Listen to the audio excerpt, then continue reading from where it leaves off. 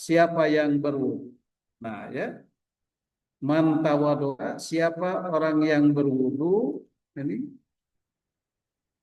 kemudian sinal wudu'a, dia memperbagus wudunya.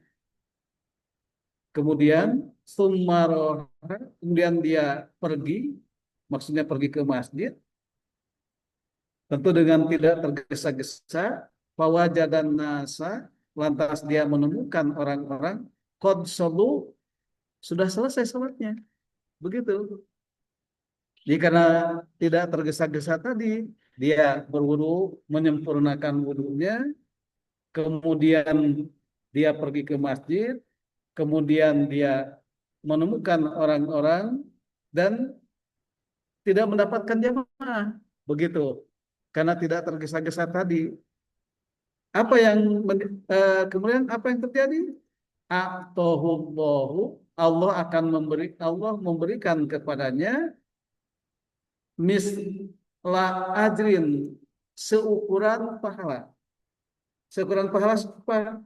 Seukuran pahala man sholaha, orang yang sholatnya, wahadoroha, dan orang yang hadir pada waktu sholat berjamaah tadi. Nah, begitu. Layan khusus dengan tidak dikurangi. Zalika yang demikian itu, yaitu min ujurihim syai'an, dengan sedikit pun dari pahalanya. Nah, begitu. Ini jaminan dari Rasul, tidak tergesa-gesa pergi ke masjid. Begitu ya. Kenapa? Sebab memang ketergesaan itu tentu dari setan. Yang penting tentu saja jamaah sekalian, hadis ini hadis ke kemakruhan, ketidakdisukaan, ketidakdisukainya orang yang tergesa-gesa pergi ke masjid itu bukan berarti melegitimasi daripada kelengahan kita, ya. Kita ini lengah, ya. Kita terlambat ke masjid itu karena lengah, bukan melegitimasi itu, ya. Kepergian kita ke masjid yang tidak lengah. Nah, maksudnya yang tidak lengah, ya. Yang tidak lengah maksudnya dengan keterbatasan yang ada, gitu ya. Misal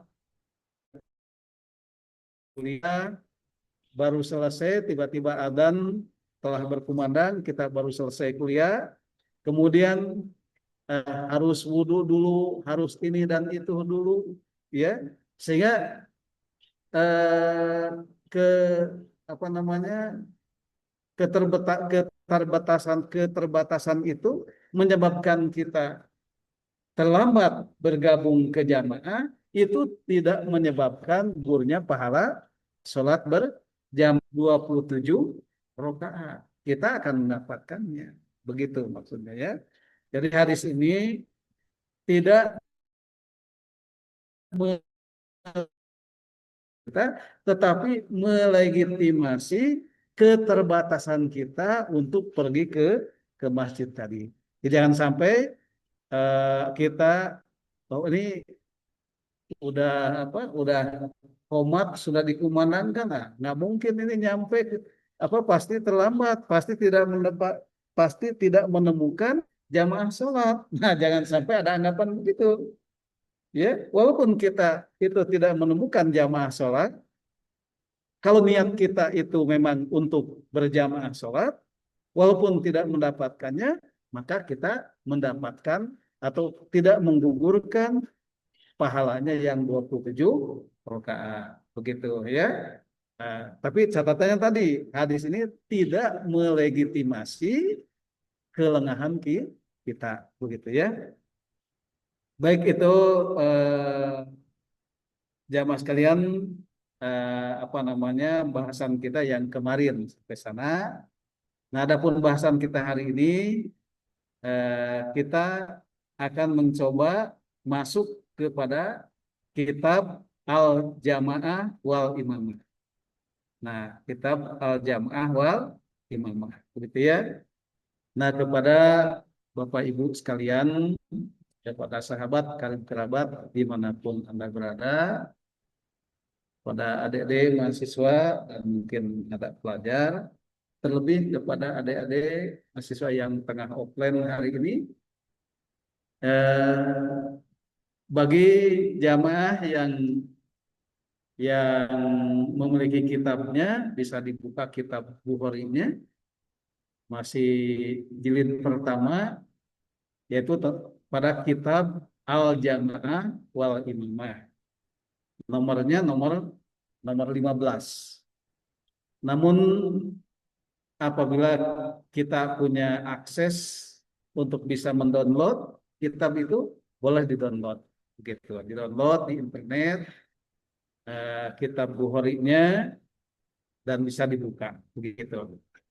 Tetapi seandainya memang itu pun juga untuk mengakses itu pun juga kita terbatas karena ini dan itu, maka jamaah bisa bergabung kepada apa namanya, kepada grup kajian hadis yang alhamdulillah ini sudah nyampe sekitar 500 ya.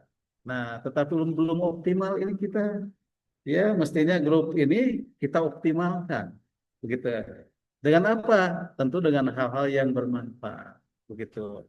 Jadi kepada Bapak Ibu silakan pada jamaah sekalian, ya, kalau ada apa-apa, ada di mahasiswa, kalau ada apa-apa yang ingin disampaikan, apa tanya jawab, apa segala sesuatu, ya, boleh disampaikan di grup itu, termasuk kalau ada produk-produk, ya, ada apa saja silakan, ya, gitu. Silakan di di apa, disempurnakan. Grup ini umum, grup kita juga grup untuk jamaah sekalian seluruhnya. Baik, jamaah sekalian, kita masuk kepada Kitabul Jamaah wal Imamah, kitab tentang berjamaah dan berimam. Nah, yang kita bahas adalah tentang bab wujubus sholatil jamaah. Nah, bab tentang wajibnya sholat berjamaah. Nah, begitu. Baik, kita masuk kepada salah satu asar sahabat. Asar sahabat itu berita dari sahabat. Waqala al-Hasan. Nah, berkata Al-Hasan, biasa Al-Hasan di sini adalah Hasan Al-Basri, ya. Kata beliau, in mana'athu. Nah, kata beliau, ya, in mana'athu,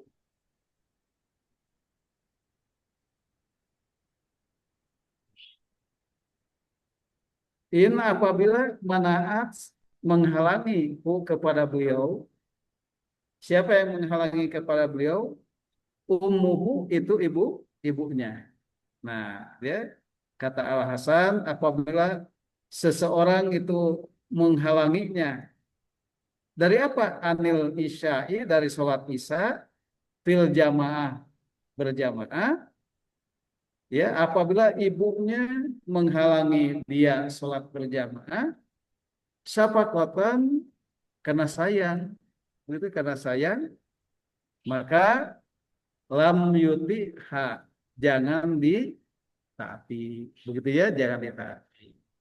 Ini Al Hasan. Al Hasan bercerita, jika seorang ibu itu menghalangi seseorang untuk sholat berjamaah, ya, sholat isya berjamaah, tapi karena sayang, bukan karena itu ini, ya, karena sayang saja, ya, karena sayang saja, maka janganlah dia ditaati. Nah, ini kalimat yang dikutip oleh Imam Bukhari dari Hasan Al-Basri, ya. Apa maknanya?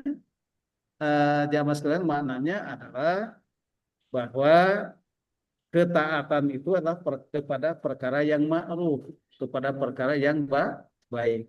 Kalau kepada perkara yang tidak baik, tidak perlu ditaati, sekalipun itu ibu, begitu. Sekalipun itu adalah ibu. Tentu eh, apa, penolakan kita kepada permintaan ibu orang tua kita tadi karena dinilai tidak ma'ruf, maka harus dengan etika, ya, tidak menggugurkan etika, begitu ya. Nah, karena melaksanakan hukum itu adalah dengan etika. Kalau pelaksanaan hukum tidak dengan melalui etika, maka akan salah salah diterima. Begitu. Begitu ya. Jadi ingat, kalau kita ini tidak taat kepada ibu, ya, karena ibu memerintahkan perkara yang tidak ma'ruf, memerintahkan perkara yang tidak bagus, gitu ya, dinilai oleh syariat sesuatu yang menyalahi, maka tetap penolakan itu harus dengan etika. Tidak boleh menggugurkan etika. Itu maksudnya, gitu ya. Baik, jamaah sekalian, kita masuk kepada hadis ini, ya. Nah, hadisnya seperti terlihat, ya. Nah, jamaah sekalian, eh, apa namanya, seringkali kita menemukan hadis itu langsung ke teksnya ya. Nah, ini sayang, nah, adik-adik ini tingkat ini belum jumpa dengan Bapak ya. Nah, terlebih dengan yang Kang Fadil juga sama, karena kurikulumnya berbeda ya. Jadi kita tidak belajar hadis optimal ya. Jadi tapi rasanya nanti pada semester 5 nanti akan ketemu juga, akan Bapak sisipkan gitu ya. Kita akan Bapak sisipkan tentang usul hadisnya, tentang apa? Tentang ilmu hadisnya. Namun ya sekarang mah kita apa namanya? Kita sepintas aja membahasnya ya. Baik jamaah yang Allah muliakan, ini apa, angkatan 24, 25 ini memang kurikulum baru. jadi agak sedikit tertinggal dalam masalah ini. Tapi insya Allah nanti kita akan. Baik, jamaah yang Allah muliakan, Bapak Ibu, sahabat karib kerabat dan adik-adik mahasiswa dan mungkin pelajar, mungkin juga adik-adik yang tengah offline yang Bapak banggakan. Ya. Kita masuk ke hadisnya. Nah, hadisnya di sini, haddatsana, telah menceritakan kepada kami ini siapa? Kami itu Imam Bukhari. Karena kan kita tengah mempelajari hadis Bukhari. Nah, jadi Imam Bukhari itu menulis hadis di kitab Sahihnya. Nah, ketika beliau menulis hadis di kitab Sahihnya, ingin ingin apa mempertanggungjawabkan apa yang dia tulis, begitu ya. Nah, kata beliau, Hadatsana, telah menceritakan kepada kami, itu kepada Imam Bukhari, siapa? Gurunya, yaitu Abdullah bin Yusuf. Nah, jadi gurunya inilah yang meriwayatkan hadis kepada Imam Bukhari. Ya. Kemudian qala, berkata, siapa yang berkata? Abdullah bin Yusuf, gurunya.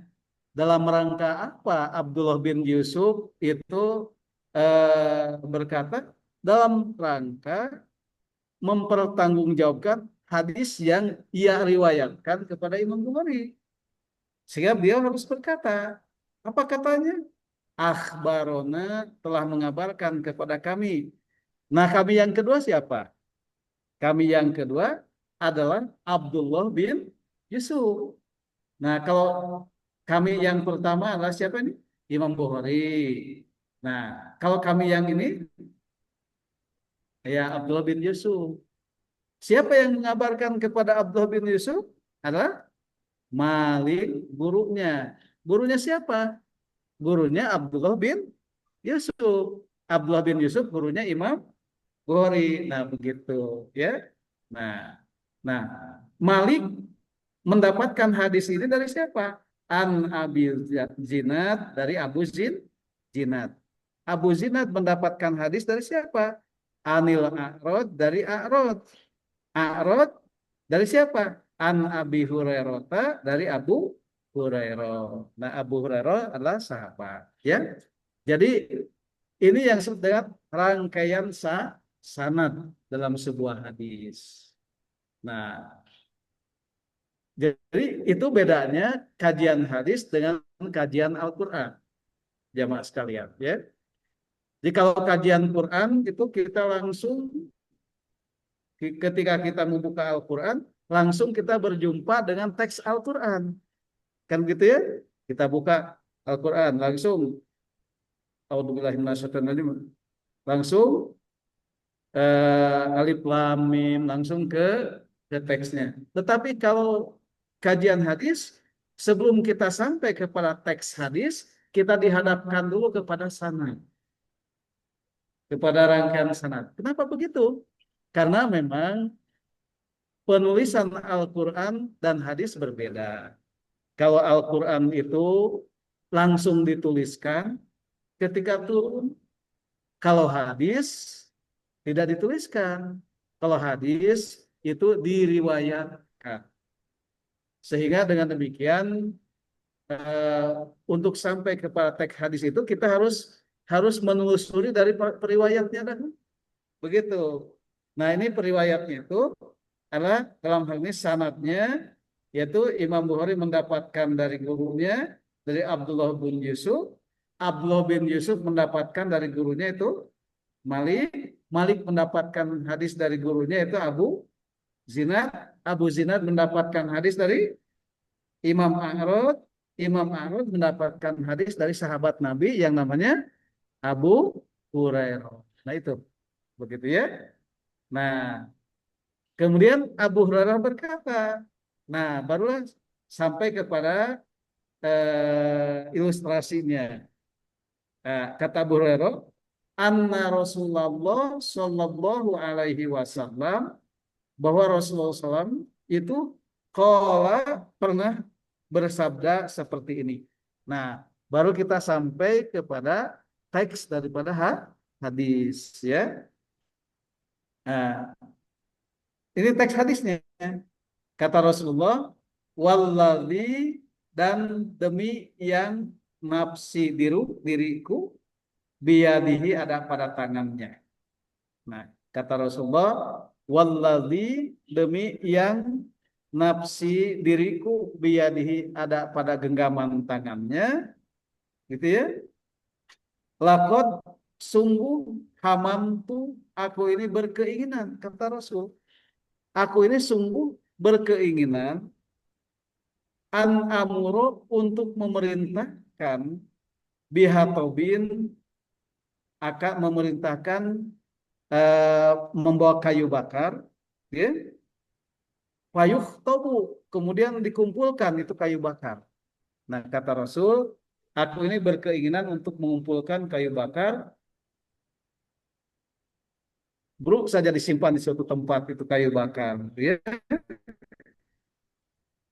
Setelah itu, summa amuru, kemudian aku memerintahkan bisolat, untuk melaksanakan sholat, ya.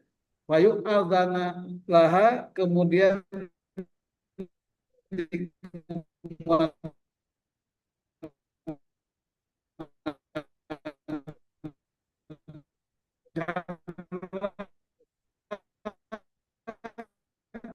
itu adzan karena kemudian kan rojulan seseorang fayu amanas, untuk mengimami orang-orang dalam sholat berjamaah, ya. Summa, kemudian ukholifa ila rijalin, maka aku akan menemui banyak laki-laki. Nah, Rasul sendiri akan pergi, begitu. Jadi Rasul memerintahkan mengumpulkan kayu bakar, kemudian Rasul memerintahkan untuk diimami sholat oleh orang yang lain. Rasul sendiri akan pergi. Rasul akan pergi untuk apa? Wa uharriku, untuk aku akan membakar alaihim mereka, yaitu buyutahu, membakar rumah-rumah mereka. Nah, rumah-rumah para laki-laki yang tidak sholat berjamaah. Nah, begitu ya. Ini hadisnya tentang Rasul akan membakar rumah-rumah orang-orang yang tidak sholat berjamaah. Dalam hal ini para laki-laki. Kenapa para laki-laki? Karena para laki-laki yang diwajibkan pergi ke masjid. Sementara para wanita dan anak-anak itu tidak mengapa mereka pergi ke masjid, tidak boleh dihalangi, tetapi hak mereka memang sholat di rumah. Walaupun kemudian kepergian ke masjid eh, keutamaan bagi mereka, ya. Nah, karena itu kata Rasul, saking saking titik tekannya besar, maka Rasulullah akan membakar rumah-rumah mereka. Begitu, jamaah sekalian. Kemudian Rasul bersumpah di sini, walladzi, dan demi yang nafsi diriku biyadihi ada pada tangannya, ya. Lau ya'lamu, seupama mengetahui siapa ahaduhum, salah seorang mereka, ya. Andaikan salah seorang mereka para laki-laki itu mengetahui, gitu ya, annahu, bahwa dia itu yajidu arqan, mendapati atau memiliki tulang yang saminan, tulang yang tulang yang apa, atau mendapati mir mata ini, hasanata ini, daging yang baik, ya. La syahida, maka pastilah dia itu harus menyaksikan al isya, sholat isya. Maksudnya, jamaah sekalian, kalau dia si apabila orang itu mendapati tubuhnya bugar, gitu ya. Nah, tubuhnya bugar, maka hendaklah dia melaksanakan sholat isya. Ini hadis ini panjang, makanya mungkin bahasannya sampai 2 atau 3 kali. Nah, gitu ya. Ini terjemahnya, jamaah, terjemah bebasnya. Jadi kata Rasulullah, demi zat, ya, kata Rasulullah ini, demi zat yang jiwaku berada di tangannya, sungguh telah timbul keinginanku untuk memerintahkan agar kayu bakar dikumpulkan. Kemudian aku memerintahkan sholat dan dikumandangkan azan. Lalu aku memerintahkan seseorang untuk mengimami manusia, mengimami orang-orang. Kemudian kata Rasul, aku sendiri pergi ke beberapa laki-laki, lalu aku akan bakar rumah-rumah mereka. Demi zat yang jiwaku berada di tangannya, apabila salah seorang mereka itu mengetahui bahwa dia memperoleh tulang yang gemuk atau daging yang baik, niscaya ia akan menghadiri sholat isya. Ini kalimat yang terakhir ini yang nanti akan kita bahas secara detail, ya. Jamaah yang Allah muliakan, baik, kita bahas hadisnya, nasihat tadi sudah, mengulang sudah, kita masuk ke bahasan hadis. Ya, nomor 3.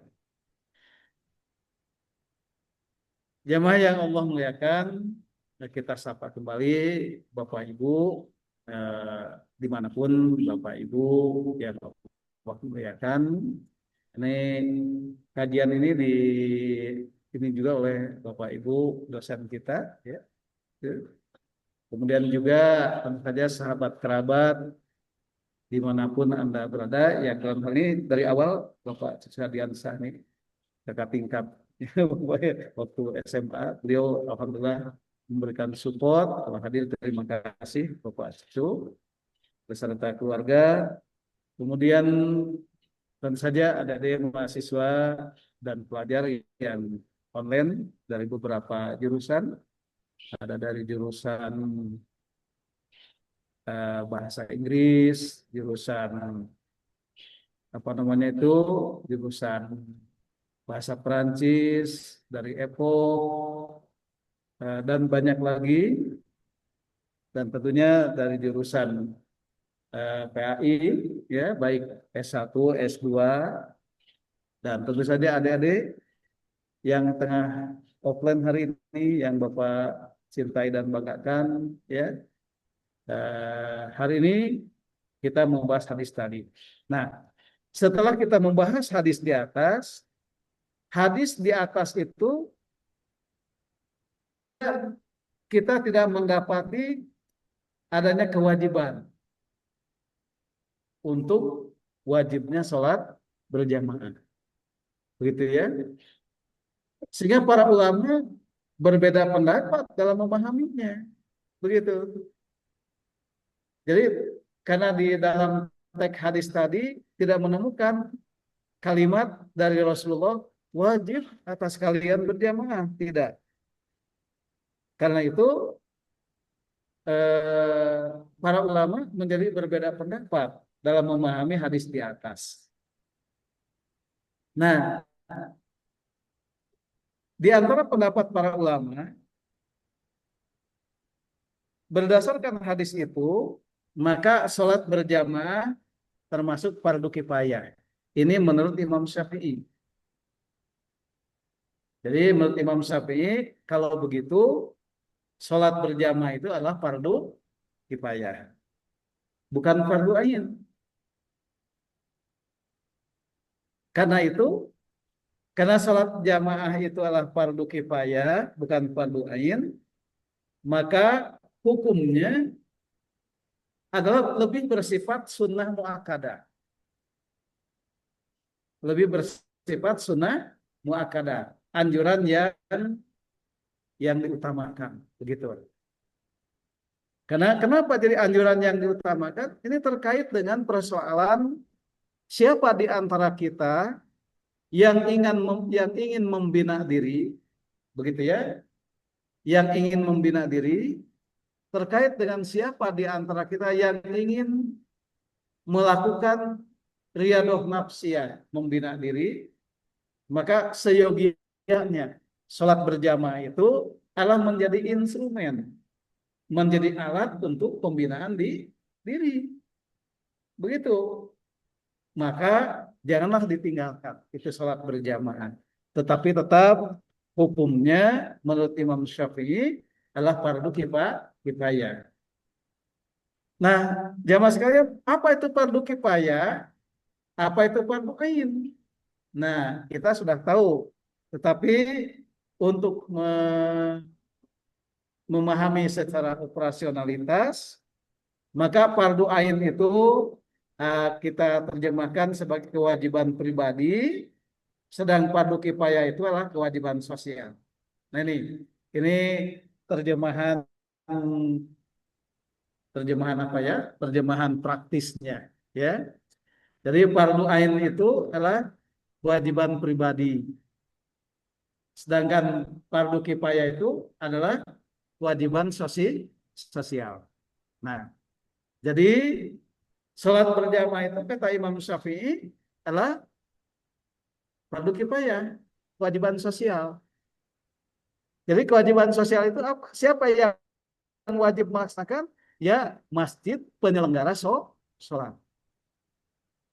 Wajib penyelenggara masjid yang menyelenggarakan sholat di awal waktu, maka wajib menyelenggarakan sholat berjamaah. Adapun orang-orangnya yang akan melaksanakan sholat berjamaah tadi adalah mereka harus melaksanakan sholat berjamaah dalam tataran sunnah muakkadah saja.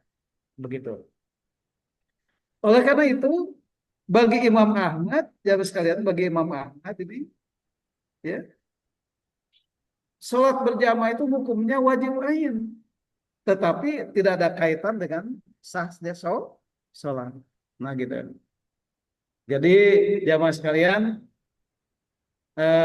walaupun kita di awal tadi, ya kita kan tidak boleh tergesa-gesa tuh untuk mendapati sholat. Nah, kalaupun kita menemukan sholat itu tidak menemukan sholat jamaah, tetap kita mendapatkan pahala sholat berjamaah tadi, gitu ya. Nah, tetapi tentu saja itu bukan syarat sah sholat, gitu ya.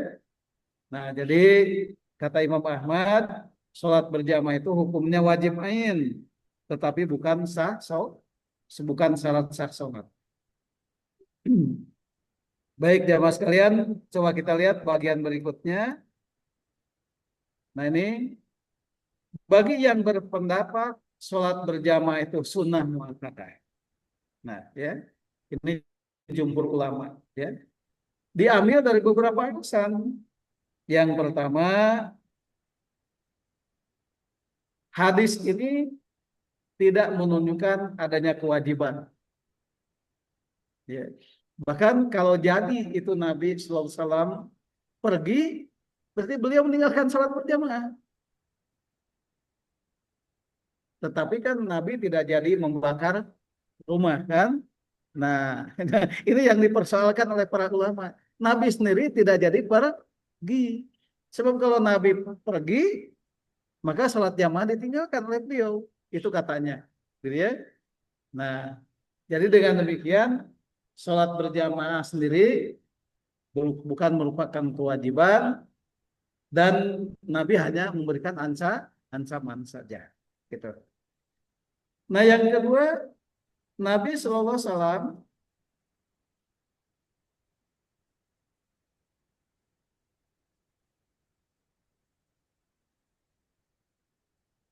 ketika Nabi SAW itu tidak meninggalkan sholat berjamaah, ya tadi sampai ya Nabi SAW kalau pergi membakar mereka, berarti Nabi meninggalkan sholat berjamaah. Namun di sini ada dua kewajiban, ya sekarang kewajiban yang kelihatannya berbarengan. Pertama, Nabi mengancam mereka yang tidak sholat berjamaah. Kewajiban yang kedua, Nabi harus melaksanakan sholat jamaah. Itu ada dua kewajiban, begitu ya. Nah, jadi kalau ada dua kewajiban yang berbarengan, ini timbul ada hukum. Maka di sana terjadi prioritas, gitu. Jadi ini hukum yang bisa diambil, ya, hukum yang bisa diambil. Kalau ada dua, kalau dalam bahasa kita namanya pertentangan etis ya. Kalau ada dua hal yang harus kita lakukan dan dua-duanya itu wajib, maka mana yang harus kita lakukan? Terjadi skala prioritas. Jamaah sekalian, ya. Misal yang sering kalau kita ambil contoh lain. Nah ini jamaah sekalian ini mungkin apa walaupun ini contohnya tidak tepat untuk adik-adik mahasiswa, tapi ini tepatnya untuk umum ya. Nah misal begini, eh, seseorang yang sudah menikah, seorang wanita yang sudah menikah, maka kewajiban baktinya kepada orang tua tidak gugur, ya, eh, tetapi dia harus mendahulukan baktinya kepada mertuanya, kan gitu ya. Ketika seorang perempuan menikah, maka baktinya kepada orang tuanya maka tidak gugur, tetapi harus didahulukan bakti kepada suami, kepada pihak suami. Nah hukumnya begitu. Tetapi kewajiban bakti kepada orang tuanya tidak gugur. Nah berarti ada dua kewajiban yang merangkap. Yang secara hukum, pertama si wanita tadi harus mendahulukan bakti kepada mertuanya. Dan kedua baru kepada orang tuanya. Itu dua kewajiban yang bergandengan. Nah, kalau ada dua kewajiban yang bergandengan seperti itu, maka pelaksanaannya harus skala prioritas. Jadi, nah kalau dalam tataran implementasinya, ya, kalau dalam tataran implementasinya, jamaah sekalian, yang lebih membutuhkan itu adalah orang tuanya si perempuan, maka mana yang harus didahulukan? Maka dia harus bakti kepada orang tua si perempuan. Si perempuan tadi termasuk suaminya yang pada apa? Pada tataran awal dia harus berbakti kepada orang tuanya. Nah, begitu ya.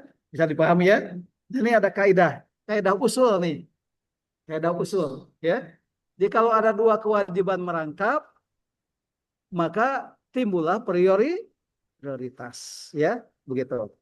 Nah, adik-adik adik-adik mahasiswa, ini Anda ini bukan muhrim ya. Mahasiswa-mahasiswi bukan muhrim. Begitu? Tidak boleh bergandengan tangan, tidak boleh berdua-duaan dan lain sebagainya, ya. Nah, tetapi hukum itu kalau kemudian di suatu ketika tidak boleh berbonceng-boncengan kalau bukan muhrim, tetapi di suatu ketika ya ada kejadian di mana teman yang perempuan itu berjalan sendiri di tempat yang tidak aman. Nah, ini ada skala prioritas di sini. Maka kenyataan posisinya tidak normal. Maka teman yang laki-laki itu harus mendampingi teman yang perempuannya sampai pada tempat yang aman. Nah, seperti begitu. Itu disebut dengan munculnya skala prioritas, gitu ya. Baik. Nah, ini kita lihat nomor C-nya. Itu tak ada ancaman sholatnya, tidak ada ancaman sholatnya tak sah, gitu ya. Bagi mereka yang tidak sholat berjamaah, dalam hadis tadi tidak ada ancaman tentang tidak sah sholatnya, gitu. Nah, hanya kemudian tentu hadis tadi, jamaah sekalian, menjadi wanti-wanti Nabi, jangan sampai kita ini terpapar sifat kemunafikan. Jadi ternyata hadis tadi, jamaah sekalian, Bapak Ibu yang dirahmati Allah dan sahabat karib kerabat dimanapun Anda berada, dan adik-adik mahasiswa baik yang online maupun yang offline, ya. Jadi hadis ini kalau dikaitkan dengan hadis yang lain adalah berisi tentang indikasi dari bahwa yang dimaksud hadis tadi itu ditujukan kepada sholat subuh dan sholat isya yang menjadi ciri orang munafik. Begitu. Jadi Nabi sangat geram kepada orang-orang munafik yang kelemahan mereka itu lambat atau bahkan tidak atau lalai dalam melaksanakan sholat subuh dan sholat isya. Nah, ini kan ciri orang munafik kan begitu, ya. Ciri orang munafik itu kalau yang disuruh itu sholat subuh dan sholat isya, mereka enggan untuk pergi berjamaah. Dengan demikian, menurut para ulama, hadis tadi kaitannya dengan ciri orang munafik tadi. Ya, karena itu Nabi mewanti-wantikan melalui hadis ini untuk tidak terpapar sifat-sifat kemunafikan, yaitu tidak mau menghadiri sholat subuh dan sholat isya. Begitu ya. Baik, itu saja jamaah sekalian bahasan kita hari ini. Bagi yang akan menambah bahasan, Bapak Ibu maupun jamaah yang lainnya, hadirin sekalian, silakan untuk mengaktifkan mikrofonnya atau melalui chat boleh nanti disampaikan. Kembali ke MC.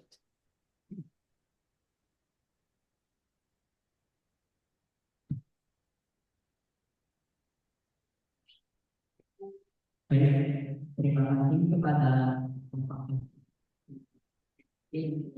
menyampaikan materi yang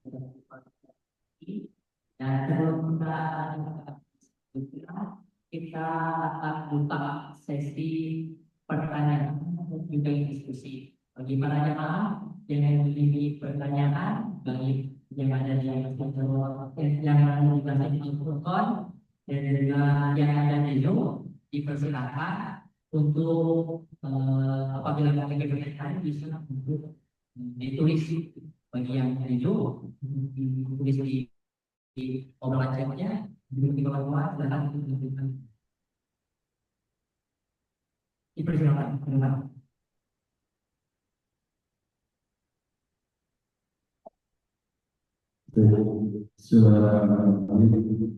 Perkenalkan saya jadi Pulau Bawah sebagai di PKN.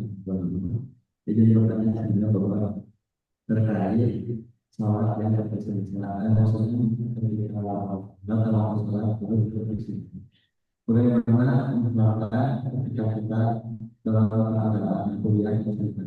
Nah, kondisinya itu ini. Nah, sedangkan yang biasa tahu bahwa ketika mubah sudah adanya, maka amalan sholat Jumat itu sudah ditutup. Jadi ketika kita dan mubah sudah adanya, maka sholat Jumat kita itu tidak sah ataupun yang harus diganti menjadi sholat dulu. Nah, apakah hal ini diperbolehkan yang terbiasa kita? Misalnya ketika kita melakukan takutnya sholat Jumat atau kita menjalankan biasa kita, jadi kita tetap mengikuti sholat Jumat dan nanti diganti dengan sholat Jumat. Baik, langsung aja dijawab ya. Ya, baik, ada pertanyaan dari saudara kita tadi. Ya, Pak Cucu, soundnya sudah bagus, alhamdulillah. Maka pilih Pak Cucu boleh boleh ditambahkan saya. Ya, maka Pak Cucu. Baik, jamaah sekalian, tadi ada pertanyaan dari saudara kita yang tengah offline. Tadi kan disampaikan bahwa kita ini tidak disukai, makruh hukumnya kalau kita ini tergesa-gesa, begitu ya, tergesa-gesa menuju sholat, menuju masjid. Hanya persoalannya ada keterangan kalau ketika sholat Jumat ini kan apa tadi khotib sudah naik mimbar, kemudian kita terlambat, maka sholat Jumat sudah di apa sih? Keutamaannya, keutamaan sholat Jumat sudah ditutup begitu. Nah, jamaah yang Allah muliakan, hukum itu berlaku bagi kondisi normal, ya. Hukum itu berlaku bagi kondisi normal. Nah, kalau kondisinya tidak normal, tentu lain lagi ceritanya. Ya, sholat itu dimulai dari takbiratul ihram sampai salam. Itu kondisi normal. Tetapi kalau kondisinya tidak normal, kitanya sakit dan lain sebagainya, maka sholat dilakukan sesuai dengan keadaan dan tidak menggugurkan pahala atas sholatnya. Nah, oleh karena itu kembali kepada tadi pertanyaan tadi tentang sholat Jumat tadi, tentu kalau kita tidak mendapatkan sholat Jumat karena kita tidak tergesa-gesa, karena keterbatasan ini dan itu, sehingga tidak menemukan sholat Jumat, ya, maka kita sholat duhur. Dan pahala sholat Jumatnya tidak gugur. Begitu. Baik. Ada lagi? Silakan. Jamaah yang Ada Pak memuliakan. Ustaz. Oh, enggak, Pak Ustadz Rohman. Ini Ya. Pak Ustadz Rohman. Nah. Assalamualaikum warahmatullahi wabarakatuh. Waalaikumsalam warahmatullahi wabarakatuh. Pak Ustadz, ini hadis yang tadi disampaikan itu pernah dialami oleh saya ketika tahun 1997, Pak. Kebetulan rumah saya itu berdampingan dengan masjid. Saat itu kita mengundang penceramah dari yang lain, dari daerah lain maksudnya. Nah, kebetulan masjid itu tidak bagus lah. Boleh dikatakan kayak kandang Japati katanya gitu. Tapi rumah di sekitarnya megah-megah gitu, Pak. Dan si penghuni rumah megah itu bukan hanya tidak berjamaah, kelihatannya sholat pun sehari-hari, sholat wajib tidak melaksanakan gitu, Pak. Memang mereka mengaku ya kepercayaan begitu seperti itulah. Tapi tokoh di daerah itu. Nah, kemudian menyampaikan hadis tadi, tapi konteksnya bukan itu. Apakah memang ada hadis konteksnya bahwa kalau rumah lebih bagus dari masjid, katanya, kata Rasul itu, maka rumahnya bakar saja, katanya seperti itu. Apakah ada konteks hadis seperti itu? Nah, kemudian timbul reaksi pada saat disampaikan hadis itu oleh penceramah, dia menyerang ke masjid. Tentu bukan menyerang dengan fisik, tapi dengan kata-kata sampai-sampai ceramah itu dibubarkan, Pak, diberhentikan. Tidak boleh ceramah seperti itu gitu. Nah, itu maksud saya, pertanyaan saya tadi kan masalahnya ketika tidak berjamaah di masjid dan memang berjamaah di masjid itu tadi disampaikan tidak menimbulkan atau tidak mensyaratkan bahwa sahnya sholat laki-laki di masjid dengan berjamaah, tetapi dengan sunat muakkadah tadi ya, walaupun ada pendapat yang lain, fardu ain, fardu kifayah begitu. Nah, itu hadis yang itu mungkin Pak Ustadz, ada nggak hadis yang ya rumah lebih megah dari masjid gitu, sehingga Rasulullah menyuruh untuk membakarnya rumah yang megah itu daripada kalau tidak sementara masjid itu hanya ala kadarnya begitu. Mohon terima kasih Pak Ustadz, barangkali ada hadisnya. Ya. Ya. Baik, jamaah sekalian, ini ada pertanyaan, bahasan bagus dari Pak Ustadz Rahman. Terima kasih, jazakallah khairan atas bahasannya, Pak Ustadz Rahman. Jadi ini kaitan hadis yang kita bahas membakar rumah tadi.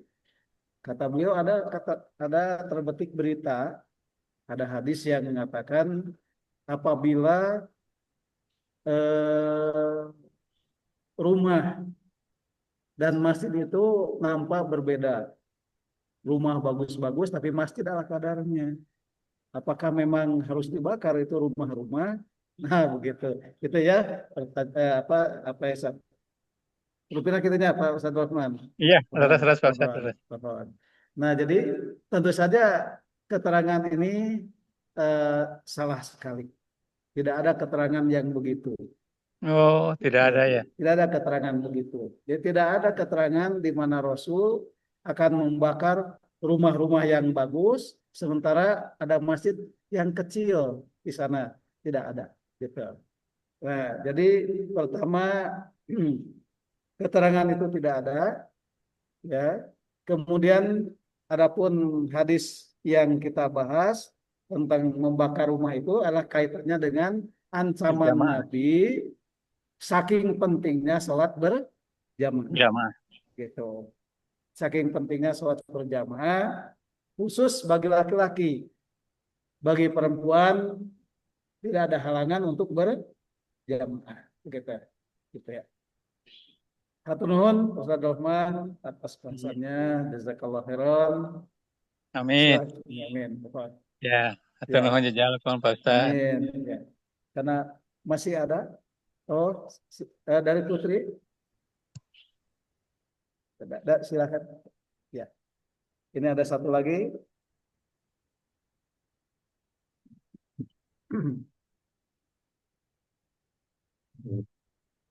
Waalaikumsalam.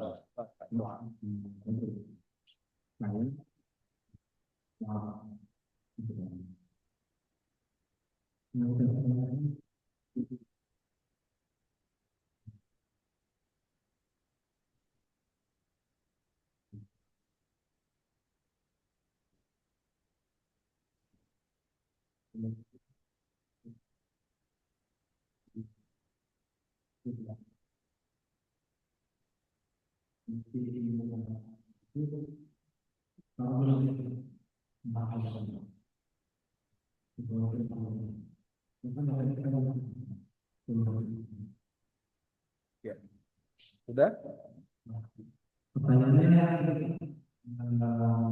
Kemudian kita mengenali, terus kita mengenal, terus kita mengenal. Bukan kami, terus kita mengenal. Nah, kita sendiri itu mengenal itu macam-macam. Supaya itu benar-benar.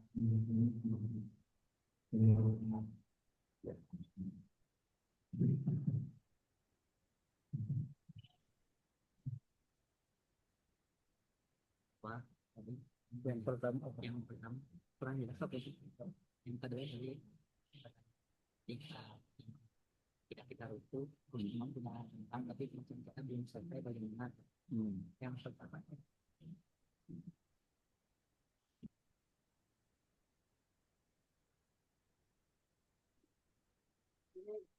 baik jamaah sekalian, ini ada pertanyaan dari apa?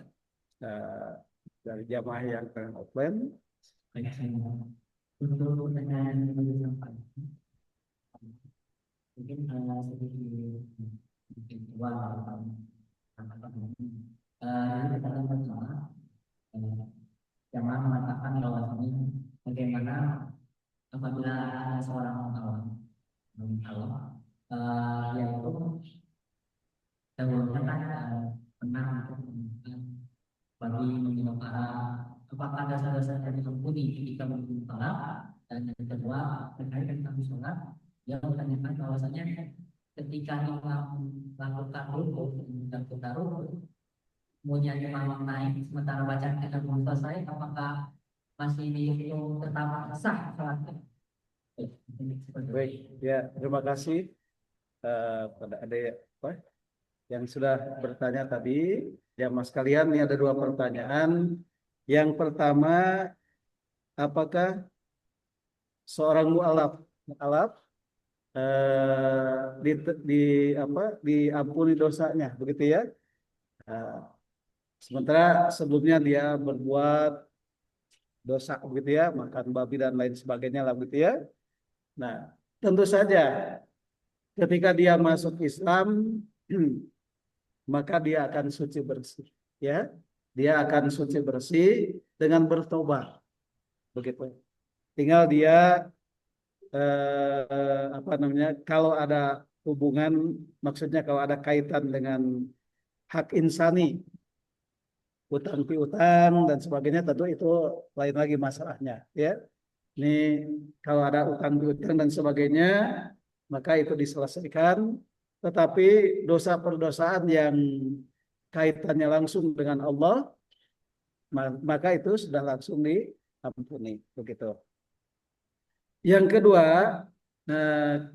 ukuran seseorang bergabung kepada jamaah, bahwa dia itu sudah masuk kepada satu rakaat penuh atau tidaknya adalah ketika ruku. Ketika ruku. Kalau dia mendapati jamaah tengah ruku dengan tumanina, dia bisa ruku bersama imam, bersama jamaah dengan tumanina, tidak tergesa-gesa, walaupun bacaan rukunya tidak selesai, maka dia sudah termasuk penuh satu rakaat yang dia dapatkan tadi. Ukurannya bukan selesai tidaknya bacaan, tetapi ukurannya tumaninahnya. Begitu. Baik, alhamdulillah. Jamaah sekalian, karena ini sudah jam 5, alhamdulillah kita sudah menyelesaikan azam kita untuk melaksanakan kajian tafsir.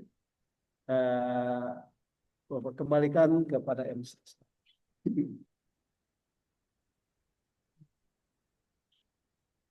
Doa akhir majlis. Akhir majlis saja.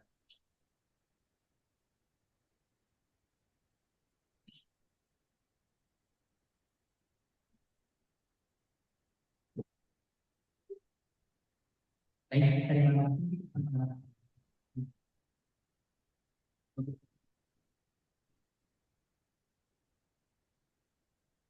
Kita akan untuk tutup acara kajian yang ini dengan beristighfar, mengucapkan alhamdulillah dan juga saya menjadi